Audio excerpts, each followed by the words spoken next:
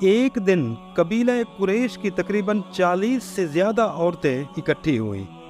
وہ حضرت علی علیہ السلام کے پاس آئیں اور بولیں، یا علی، اسلام مرد کو کئی عورتوں کے ساتھ شادی کرنے کی اجازت دیتا ہے، مگر ہم عورتوں کو یہ حق حاصل نہیں۔ آپ ہمیں بتائیے کہ اسلام ہمیں کئی شوہر رکھنے کی اجازت کیوں نہیں دیتا؟ ہم سے یہ ناروا سلوک کیوں ہے؟ حضرت علی علیہ السلام نے تمام عورتوں کو حکم دیا کہ ہر عورت ایک چھوٹا برتن پانی سے بھر کے لائے۔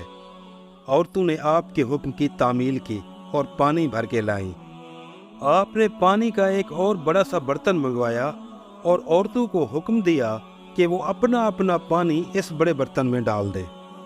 جب تمام عورتیں اپنا اپنا پانی اس بڑے برتن میں ڈال چکیں اور ہر ایک کا برتن خالی ہو گیا تو آپ نے فرمایا، جو پانی تمہارے برتنوں میں تھا وہ نکال کر واپس اپنے برتن میں ڈالیں۔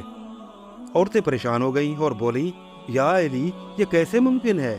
یہ کیسے ہو سکتا ہے؟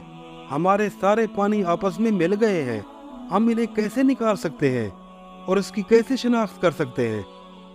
چنانچہ حضرت علی نے فرمایا، اب میں تمام عورتوں سے یہی سوال کرتا ہوں کہ اگر ایک عورت کے کئی شوہر ہوں تو کس طرح پتہ چلے گا کہ جو بچہ پیدا ہوا ہے وہ کس آدمی کی نسل سے ہے؟ حضرت علیہ السلام کی یہ دلیل بہترین اور سادہ ترین تھی، جس نے سب قریش عورتوں کو لاجواب کر دیا۔